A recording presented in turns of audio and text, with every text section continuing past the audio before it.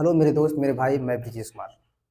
दोस्तों, पहली क्लास में हम आयु का परिचय और आयु का कोटि बता चुके हैं। आज का दूसरा क्लास जो है, इसमें हम आयु के प्रकार और आयु की समानता के बारे में बताएंगे। इसमें हम बताएंगे कि आयु कितने प्रकार के होंगे, आयु का समानता कब होता है, कैसे होता है। ठीक।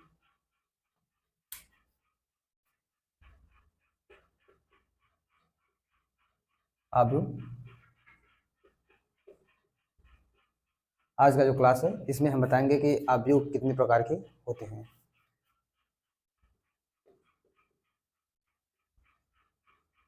आयु के प्रकार, टाइप ऑफ मैट्रिसेस।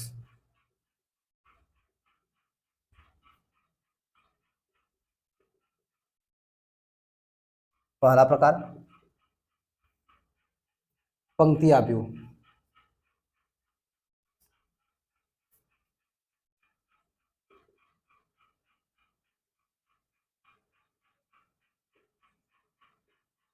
पंक्ति आयु को इंग्लिश में रो मैट्रिक्स बोलते हैं।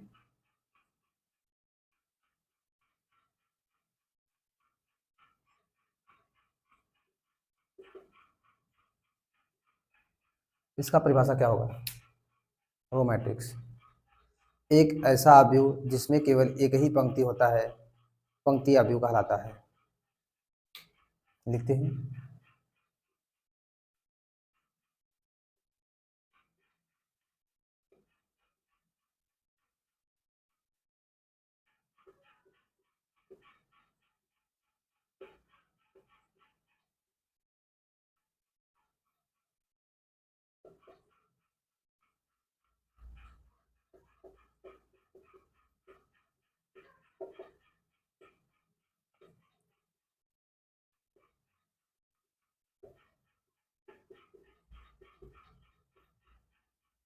इसका उदाहरण हम लेते हैं, कोई एक एग्जांपल।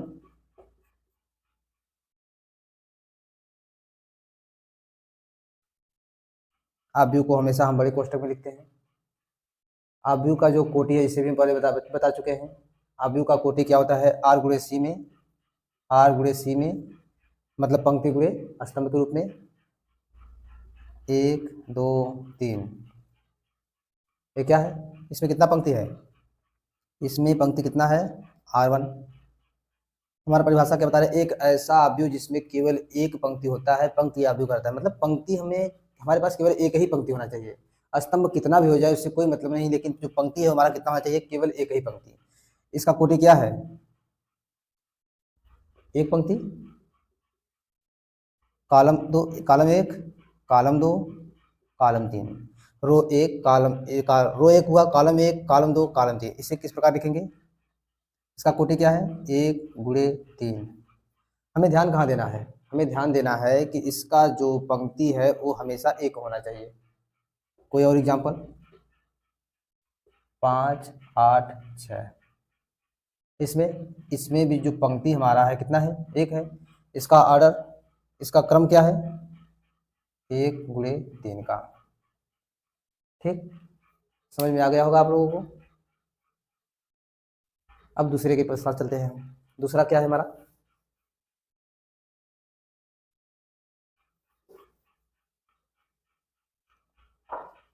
दूसरा स्तंभ अवयव।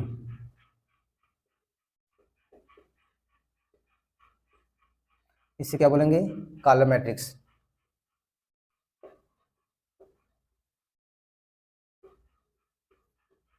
इसका परिभाषा क्या होगा? पंक्ति अवयव में जिसमें केवल एक पंक्ति था। स्तंभ अवयव में क्या होगा?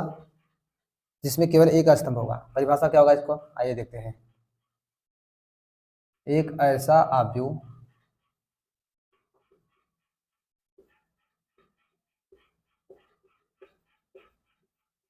जिसमें केवल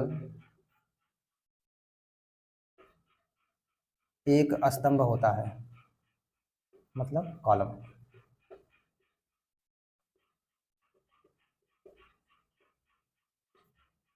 क्या होगा? स्तंभ अवयव कहलाता है।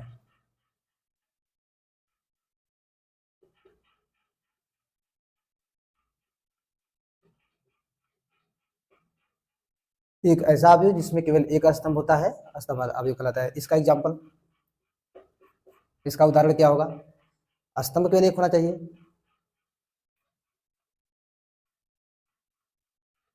एक, दो, तीन, इसका स्तंभ हम बताए थे। इसका जो कोटि होता है हमेशा पंक्ति गुणे स्तंभ के रूप में लिखा जाता है। पंक्ति कितना है इसमें? पंक्ति एक, पंक्ति दो, पंक्ति तीन, तीन क्रॉस। स्तंभ कितना है? एक, एक। हमें देखना क्या है इसमें? एक ऐसा अवयव जिसमें केवल एक स्तंभ होता है, स्तंभ अवयव कहलाता है। स्तंभ कितना है इसमें? एक। ठीक। दूसरा एग्जाम्पल, 7, 8, 9, इसका क्रम क्या है? इसमें भी पंक्ति एक, पंक्ति दो, पंक्ति तीन, तीन पंक्ति हुआ, स्तंभ कितना हुआ? एक। ये भी हमारा क्या है? स्तंभ अवयव। तीसरा एग्जाम्पल, कर्ण 3, 0, 8, इसमें पंक्ति कितना है? पहला पंक्ति, दूसरा पंक्ति, तीसरा पंक्ति, स्तंभ एक है केवल, 3 गुणे 1, 3 क्रॉस 1 का। ठीक, ये हमारा दूसरा था, अवयव के प्रकार में दूसरा प्रकार था। तीसरा प्रकार देखते हैं क्या है।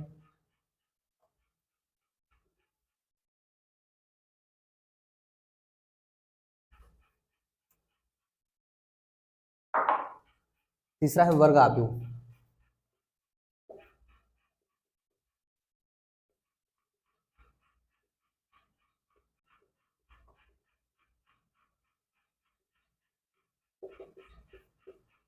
इसका परिभाषा क्या है? स्क्वायर, वर्ग। वर्ग में हम तो हमेशा जानते हैं जितना लंबाई होता है उतना चौड़ाई होता है। और अवयव क्या होता है? अवयव आयताकार क्रम विन्यास होता है। इसका मतलब इसमें जितना लंबाई, वर्ग में क्या होता है? जितना लंबाई उतना चौड़ाई। इसमें क्या देखेंगे? जितना स्तंभ होना चाहिए उतना ही पंक्ति होना चाहिए। परिभाषा लिखिए, एक ऐसा वर्ग अवयव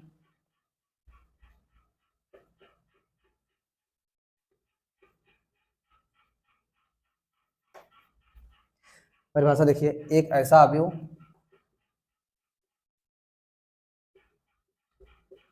जिसमें पंक्ति और स्तंभ समान होते हैं।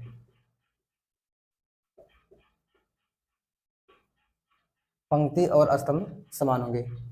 एग्जाम्पल देखेंगे क्या है? पंक्ति क्या है? पंक्ति और स्तंभ समान होंगे, 2, 3, 4, 5। इसमें पंक्ति कितना है? यह R1, यह R2, यह C1, ये C2।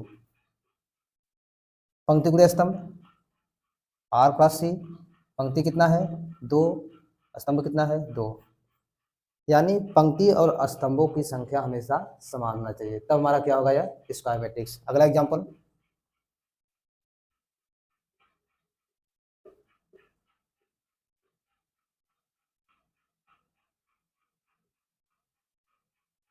इसमें पंक्ति कितना, स्तंभ कितना, बताइए जरा। पंक्ति कितना, स्तंभ कितना है, बताइए आप सब।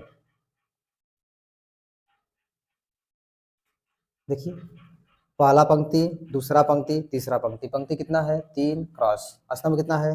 पहला, दूसरा, तीसरा, 3 क्रॉस 3। पंक्ति और स्तंभ इसमें क्या है? बराबर है। पंक्ति और स्तंभ बराबर है, इसका मतलब हमारा क्या है? वर्गाव्यव। समझ में आ गया होगा? वर्गाव्यव कब होता है? जब पंक्तियों की संख्या और स्तंभों की संख्या समान होता है। ठीक, अब अगला देखते हैं।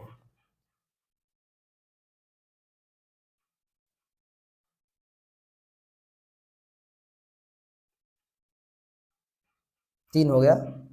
चौथा है विकर्ण अवयव।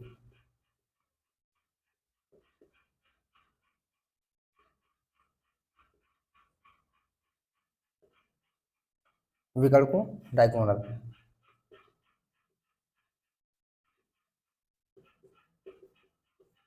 इसका परिभाषा, विकर्ण क्या होता है? विकर्ण तो जानते होंगे आप सब, विकर्ण क्या होता है? चाहे आयत हो या वर्ग हो, सबसे लंबा दूरी विकर्ण कहलाता है। देखते हैं परिभाषा, एक ऐसा वर्ग आव्यूह, एक ऐसा वर्ग आव्यूह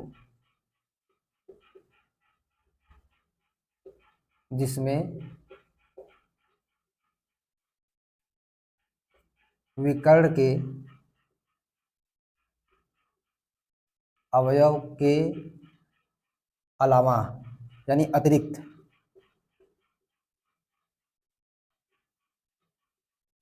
सभी अवयव शून्य होता है।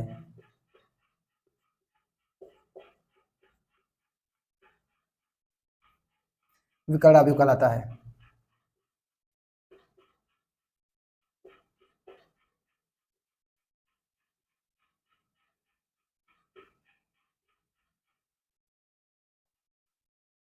इसका उदाहरण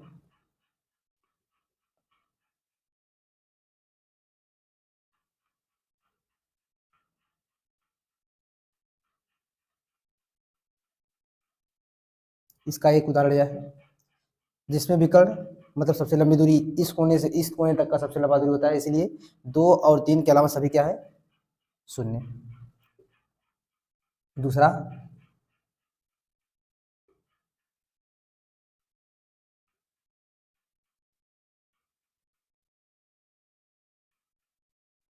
ये हमारा क्या है, विकर्ण अवयव। और हाँ याद रखना इसका जो कोटि है इसे लिखना नहीं भूलना है।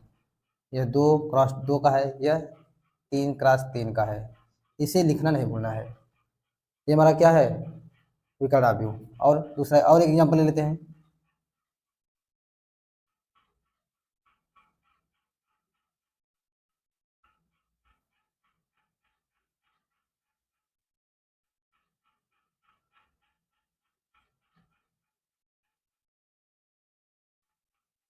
यह क्या है, ये भी हमारा क्या है, विकर्ण अवयव 4 क्रॉस 4 का।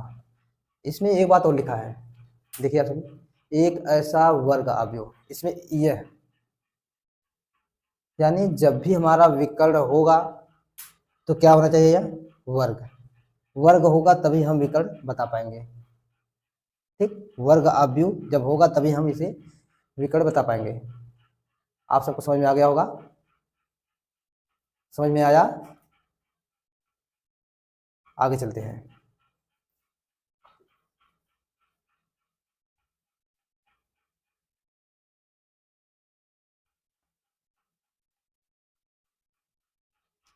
पांचवा,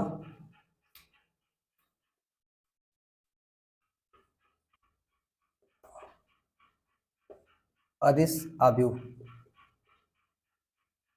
अदिश अवयव क्या बोलते हैं, स्केलर मैट्रिक्स।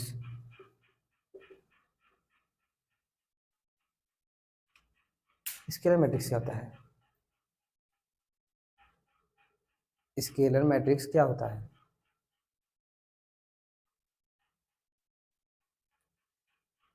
जो हमारा विकर्ण अवयव है, विकर्ण अवयव में जो विकर्ण के सभी अवयव थे वो हमारे अलग अलग थे। लेकिन अदिश अवयव में क्या होगा, जो विकर्ण के सभी अवयव होंगे जो भी होंगे एक समान होंगे। 3 है तो 3 ही रहेगा, सब 4 है तो 4 ही रहेगा, 5 है तो 5 ही रहेगा। यदि करड़ी में 3 है तो सभी करड़ी में 3 ही होंगे विकर्ण के अवयव, वो हमारा क्या होगा, अदिश अवयव। ठीक, इसमें लिखेंगे एक ऐसा वर्ग अवयव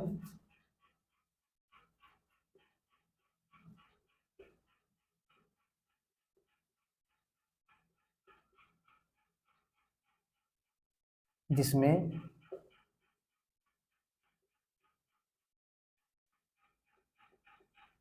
विकर्ण के सभी अवयव एक समान होते हैं।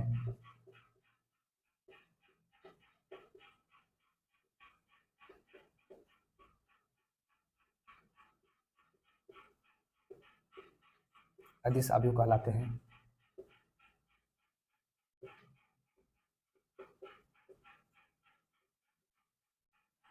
उदाहरण, एग्जाम्पल,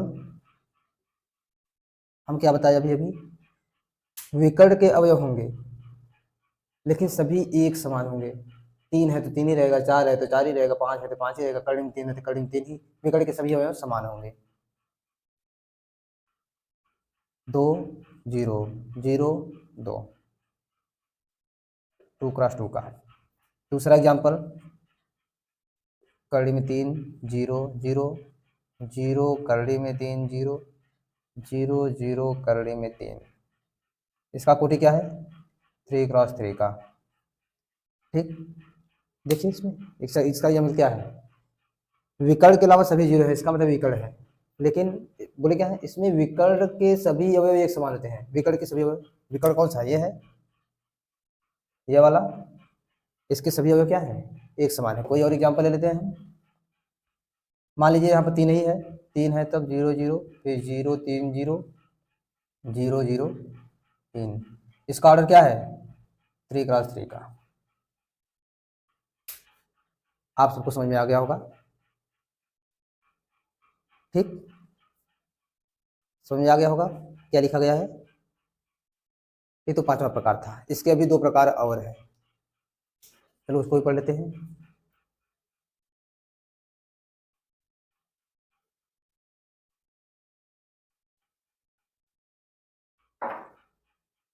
छठवां, ये हमारा बहुत इंपॉर्टेंट है, हर जगह यूज होता रहता है इसका। आइडेंटिटी मैट्रिक्स मतलब तत्समक आव्यूह। IDENTI matrix, identity matrix. इसका कुछ कुछ खास अलग नियम, इसमें विकर्ण के ही अवयव रहेंगे लेकिन केवल एक रहेगा। विकर्ण के सभी अवयव का मान केवल एक रहेगा। देखिए, एक ऐसा वर्ग आव्यूह जिसमें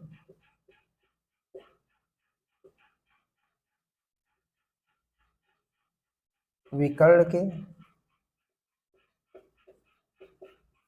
सभी अवयव का मान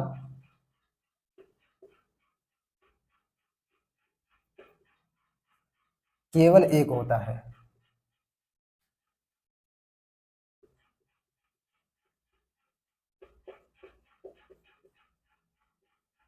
क्या होता है यह?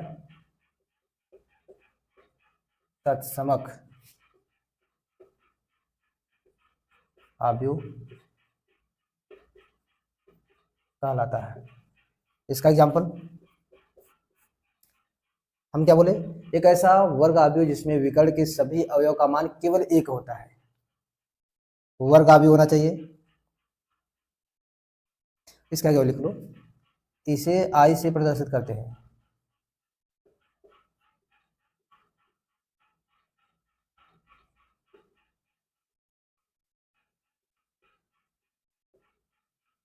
ठीक, एक जीरो जीरो एक, ये हमेशा वर्ग रहेगा, वर्ग आव्यूह ही हमेशा रहेगा, लेकिन इसके विकर्ण के सभी अवयव एक होंगे। 2 × 2 का है। इसमें आते हैं आगे, 1 0 0 0 1 0 0 0 1। ये हमारा क्या है? तत्समक आव्यूह। इसका क्रम क्या होना चाहिए? 3 × 3 का। ठीक मेरे भाई, आपको समझ में आ गया होगा, सभी लोगों को समझ में आ गया होगा। एक और बच्चा है इसके आगे, कौन सा बच्चा है? आप सबको पता होगा, शून्य आव्यूह।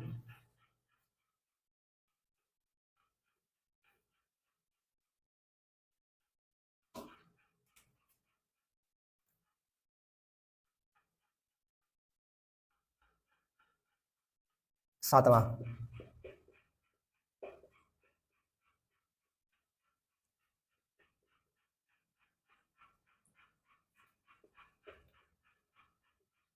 Zero matrix. ये बहुत साधारण है, इसमें आव्यूह के सभी अवयव का मान जीरो होता है। इसमें आव्यूह के सभी अवयव का मान जीरो होता है। लिख दो, लिखते हैं। एक ऐसा आव्यूह जिसमें अवयव के सभी अवयव का मान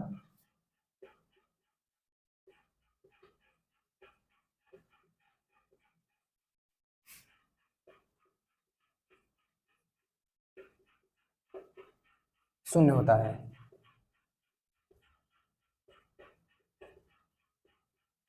शून्य अवयव कहलाता है।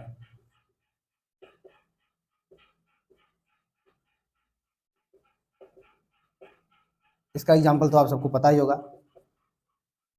कोई भी अवयव है उसके सभी अवयव का मान 0 है। या कोई और एग्जाम्पल?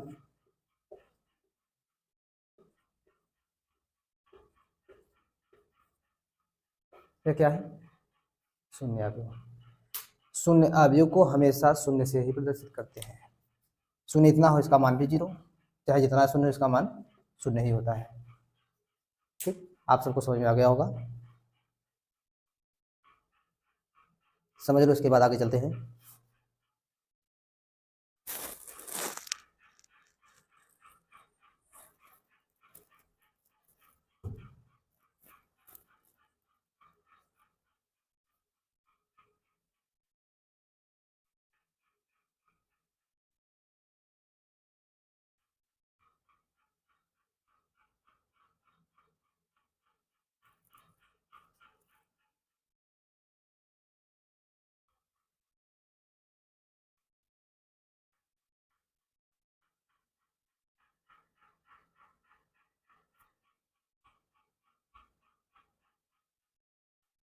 चलिए अब आगे चलते हैं।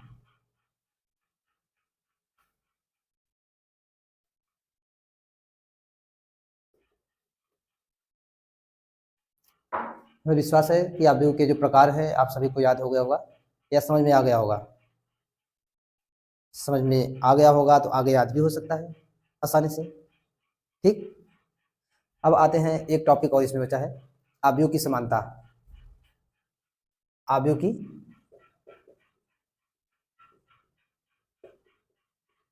समानता, समानता, इक्वलिटी ऑफ मैट्रिक्स।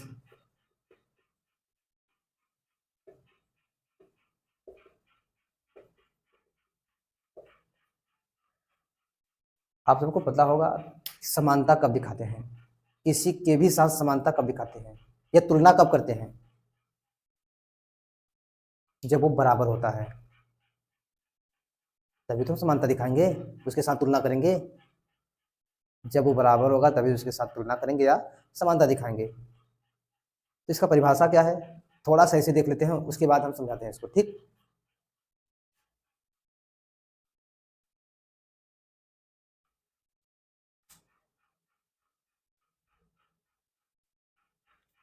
परिभाषा क्या है इसका?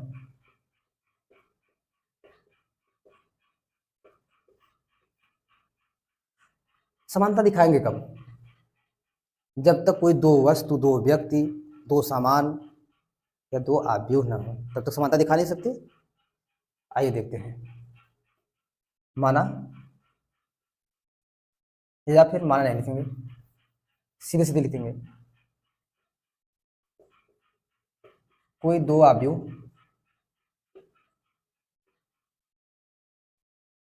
ए और बी समानता दिखाते हैं। कोई दो अवयव ए और बी समानता दिखाते हैं। यदि समानता कब दिखाएगा, कुछ तो कंडीशन होना चाहिए उसके साथ। पहला,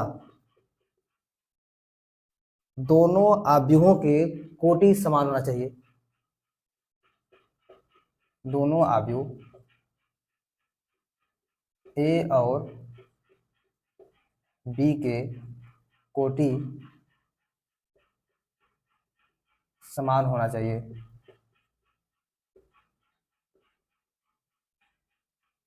समान होगा पहले तभी तो समानता दिखाएंगे।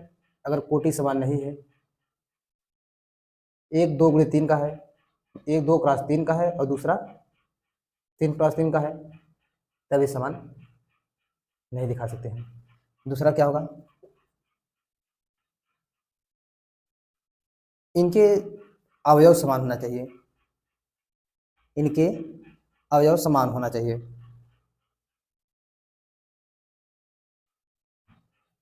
क्या लिखेंगे? दोनों अवयव के संगत अवयव, मतलब साथ साथ वाला, संगत अवयव समान होना चाहिए।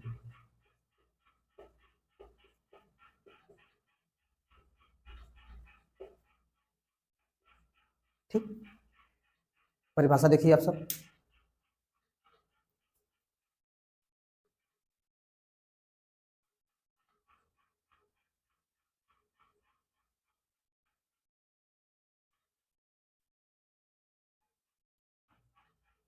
एग्जाम्पल लेते हैं। हम बोले क्या कि कोई दो अवयव ए और बी की समानता दिखाते हैं यदि, समानता कब दिखाते हैं? जब दोनों अवयव ए और बी के कोटि समान होना चाहिए। जो अवयव बना है, माना यह ए है, इसको कोटि क्या है? 2 × 2। कोई अवयव बी है, इसके भी कोटि क्या होना चाहिए? 2 × 2 का। पहला कंडीशन लग गया, दोनों अवयव ए और बी के कोटि समान है, कोटि तो समान है। अब क्या बोला? दोनों अवयव के संगत अवयव समान होना चाहिए, यानी संगत अवयव। ये क्या है? पहली पंक्ति का जो पहली पंक्ति पहले स्तंभ का जो अवयव अगर 2 है तो बी का भी 2 होना चाहिए। पहले पंक्ति दूसरे स्तंभ का अवयव 4 है तो इसका भी 4 होना चाहिए। दूसरे पंक्ति और पहले स्तंभ का अवयव 3 है तो इसका भी 3 होना चाहिए। दूसरे पंक्ति दूसरे स्तंभ का अवयव 0 है तो इसका भी 0 होना चाहिए। तब ए और बी दोनों क्या होंगे? समान। जब ए और बी समान होंगे तब हम क्या लिखेंगे? ए बराबर बी के। क्या लिखेंगे? ए बराबर बी के। समझ में आ गया होगा आपको? कोई दो अवयव ए और बी समान दिखाते हैं। कब दिखाते हैं? दोनों अवयव ए और बी के कोटि समान होना चाहिए। कोटि तो समान है, 2 × 2, 2 × 2। समझ में आया? दोनों अवयव के संगत अवयव समान होना चाहिए, यानी यहाँ पंक्ति और स्तंभ से मिलान करेंगे, ये सब अवयव क्या होना चाहिए? समान होना चाहिए। और यदि हम मानते हैं ए बराबर 2 × 2 का कोई कोटि और बी बराबर 2 × 2 का कोई कोटि है, अगर अवयव समान नहीं है, इसके पास 2 3 4 0 है, 2 3 4 0 है, और इसके पास माना 2 समान है।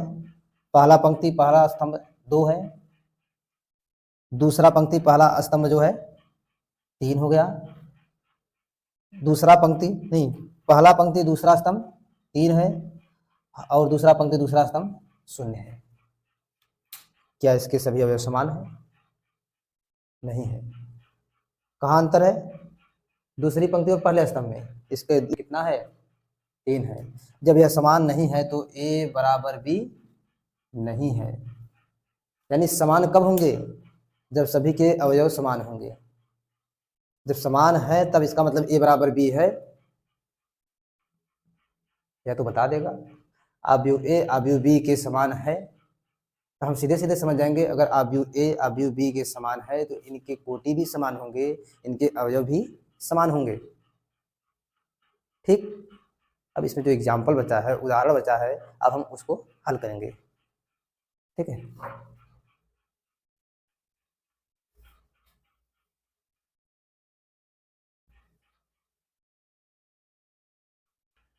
तो आइए देखते हैं प्रश्न क्या है।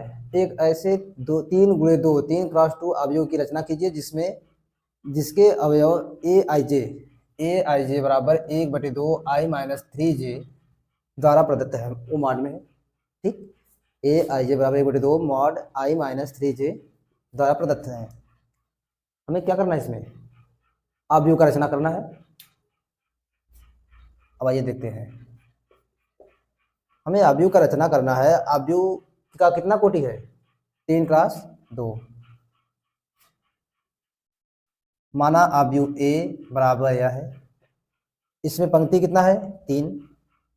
सामान्य जनरल फार्मूला की तरह से क्या होगा? यह a11 या a12। क्योंकि हमारे पास स्तंभ कितना है, 2, पंक्ति कितना है, 3। ये हमारा पहला पंक्ति। इधर A21 A22, यह दूसरा पंक्ति A31 A32 हमारा हो गया। पंक्ति 3 है, पहला पंक्ति दूसरा पंक्ति तीसरा पंक्ति, स्तंभ 2 है, पहला स्तंभ दूसरा स्तंभ। अब हमें क्या करना है, इन सब का मान रख देना है। अगर हम इन सब का मान रख देंगे तो हमारा जो एक आव्यूह है, आव्यूह का रचना हो जाएगा।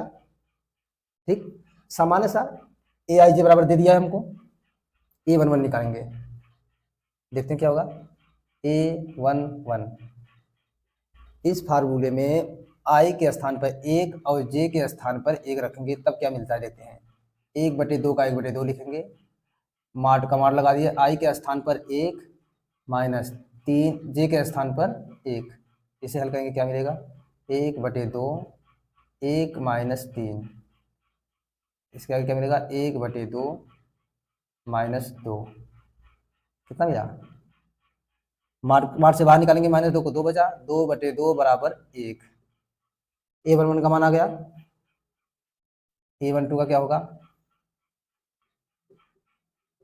1/2 मार्ट लगाएंगे, i का मान यहाँ पर कितना है, 1 माइनस 3 गुणे j का मान कितना है, 2, इसे हल करेंगे कितना मिला, 1/2 1 माइनस 6, 1/2 माइनस 5, इसको मार्ट से बाहर निकालेंगे, प्लस में होगा, 5/2 आया। A11 A12 हो गया। उसके बाद आया A21 का मान निकालेंगे, 1/2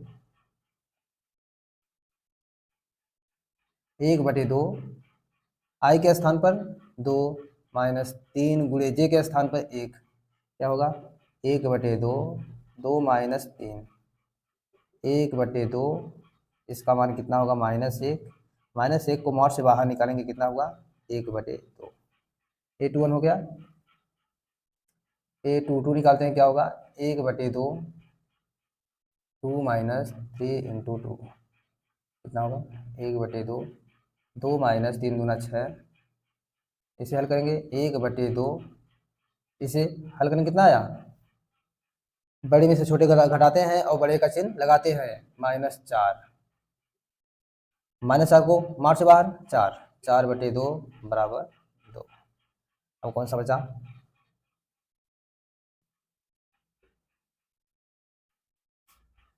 A31 निकालेंगे, 1/2 3 माइनस कितना है, 3 इंटू 1, कितना है, 1/2 3 माइनस 3, अंदर का 0 बाहर का भी 0 हो जाएगा। A32 का मान 1/2 3 माइनस 3 इंटू 2, 1/2 3 माइनस 6, 1/2, इसका मान -3, बाहर निकालेंगे, 3/2 हो गया। अब सबका मान हम क्या करेंगे, इसी में रख देंगे, माना a बराबर तो हमारा है ही, A11 में कितना मान आया, 1, 12 का मान 5/2, 21 का मान 1/2, 22 का मान 2 आया, 31 का मान 0, 32 का मान 3/2। लिखा है क्या, एक ऐसे 3x2 आव्यूह की रचना कीजिए। रचना करना है, माना हमारा यह है समीकरण, सामान्य समीकरण, माना हमें यह मिल गया। अब इसमें A11 A12 A21 A22 A31 A32 का मान इस समीकरण से, ये जो दिया है, यहाँ से अवयव निकालेंगे तो हमारा ये सब मिल गया।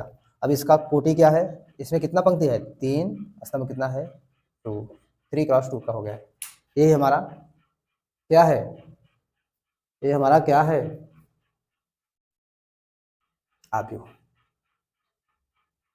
ठीक, इसके बाद अगला एग्जाम्पल चौथा देखते हैं।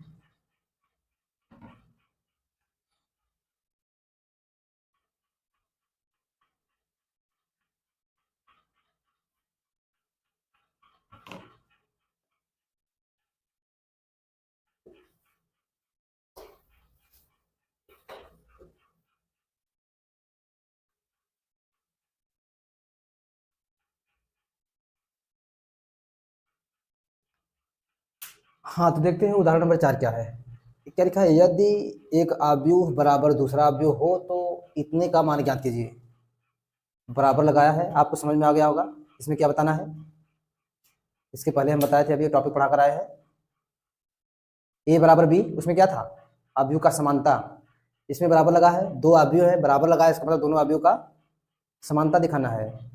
समानता में पहले हम चेक करेंगे कि क्या इनके कोटि बराबर है या नहीं। तो यदि कोटि बराबर है तो क्या इनके अवयव बराबर है या नहीं,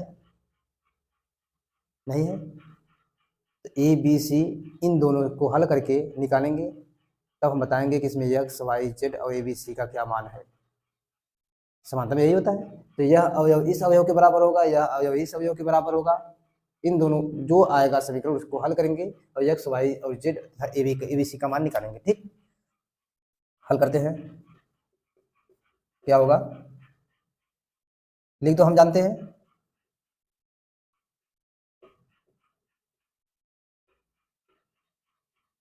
अवयव की समानता में सभी अवयव समान होते हैं।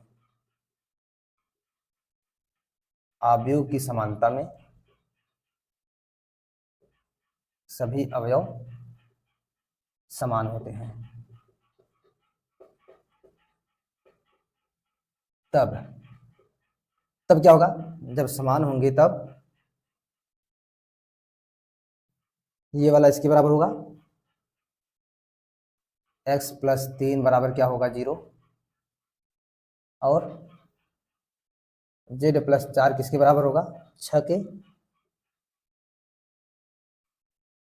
2y माइनस 7 किसके बराबर होगा 3y माइनस 2 के। उसके नीचे आते हैं, -6 के बराबर दिया है, ये बराबर नहीं है, तो a माइनस 1 बराबर किसके होगा -3 के, ये होगा।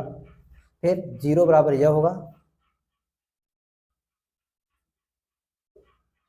उसके बाद b माइनस 3 इसके बराबर होगा,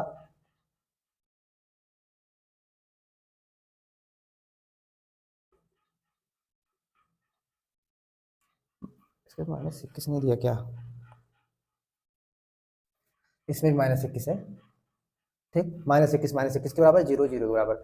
अब इन समीकरणों को 1 2 3 4 5 6 छह समीकरणों को हल करके हमें ए बी सी और एक्स वाई जेड का मान निकालना है। पहले इसे हल करेंगे, क्या मिला, जब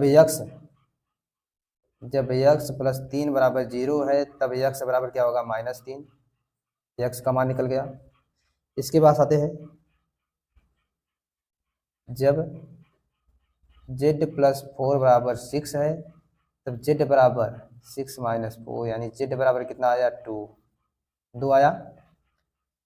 इसके पास आते हैं, ये क्या बता रहा है, इसमें देखते हैं, जब 2y माइनस 7 बराबर 3y माइनस 2 है, पक्षांतर करेंगे, इसको y को y एक तरफ, भी अचल संख्याओं को एक तरफ, 2y माइनस 3y बराबर, इसको उधर पक्षांतर करेंगे, -2 दिया है प्लस 7 हो गया, कितना होगा यार -y बराबर 5, तब y बराबर -5, कितना आया।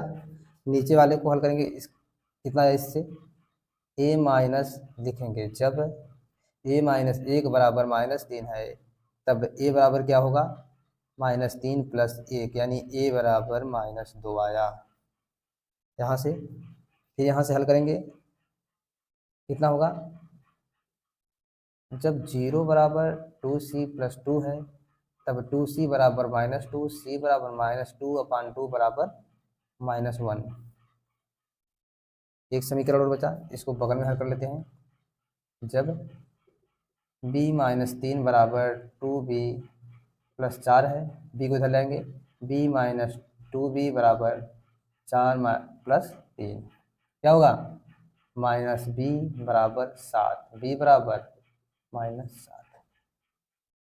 ठीक, आपने देखा x y z a b c का मान आ गया, कहाँ से आया, समानता दिखाना है। यदि इतना बराबर इतना हो तो x a b c x y तथा z का मान ज्ञात कीजिए। इसके पहले हम पढ़ चुके हैं, बराबर कब लगता है, समानता दिखाने के लिए।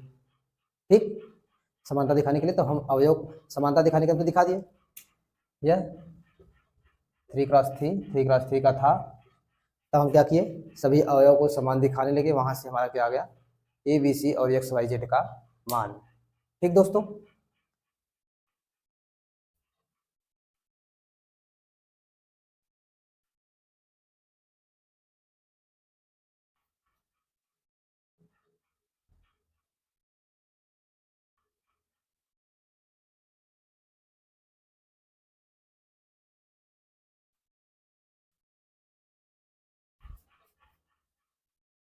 आइए अब अगला एग्जाम्पल करते हैं।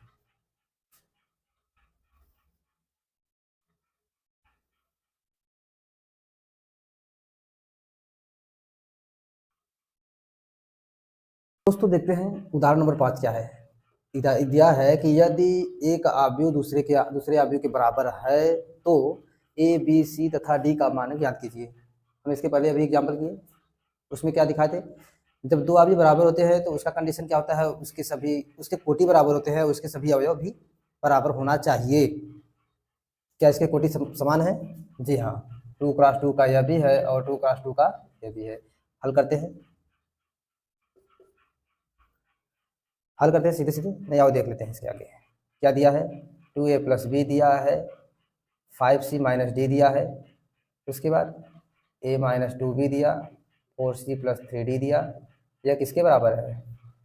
4, 11 - 3 और 24 के बराबर है। समानता में क्या दिखाएंगे, क्या बताएंगे समानता में? पहले लिख दो। हम जानते हैं जब दो अवयव बराबर होते हैं या दो अवयव समान होते हैं तब इनके सभी अवयव भी समान होते हैं। लिख दो, हम जानते हैं कि जब दो अवयव समान होते हैं तो उनके अवयव भी समान होते हैं। ठीक, जब समान होते हैं तो आइए दिखाते हैं। यह इसके बराबर होगा, ए वाला इसके बराबर होगा, ए वाला इसके बराबर होगा और ए वाला इसके बराबर होगा। लिखते हैं कितना है, 2a + b किसके बराबर होगा? 4 के। दूसरा a - 2b किसके बराबर होगा? -3 के। नीचे वाला 5c - d किसके बराबर है? 11 के। और 4c + 3d बराबर है 24 को। अब हमें a b c और d का मान निकालना है। कैसे निकालेंगे, कैसे निकालेंगे तो देखते हैं। अगर यह समीकरण 1 है, यह समीकरण 2 है, समीकरण 3 बना, यह समीकरण 4। ठीक, समीकरण 1 और 2 से हम a और b का मान निकाल सकते हैं। ठीक, और इसे हल करने के लिए a या b का अवयव दोनों में समान होना चाहिए। इसमें 2a है तो यहाँ पर केवल a है, तो चलो हम 2 को सुधार लेते हैं। समीकरण 2 में 2 से गुणा करने पर, समीकरण 2 में 2 से गुणा करने पर क्या मिलता है? क्या मिलेगा? 2a - 4b बराबर -2 3 6। यह समीकरण हमारा 5 हो गया। अब लिखेंगे समीकरण 1 और 5 से क्या होगा, हल करेंगे। सीधे सीधे घटा दो, 1 में से 5 कितना आया? b, 5b बराबर, इसे घटाएंगे 6 4 10, तब b बराबर कितना आया? 10/5 बराबर 2। ये आया। अब क्या करेंगे, b का मान समीकरण 1 में रखने पर कितना होगा? b का मान समीकरण 1 में रखेंगे, कितना आया? 2a प्लस b का मान कितना आया? 2 बराबर 4। 2a बराबर 4 - 2, 2a बराबर 2, तो a बराबर 2/2 बराबर 1। a का मान b का मान आ गया। c के लिए क्या आएंगे? समीकरण 3 में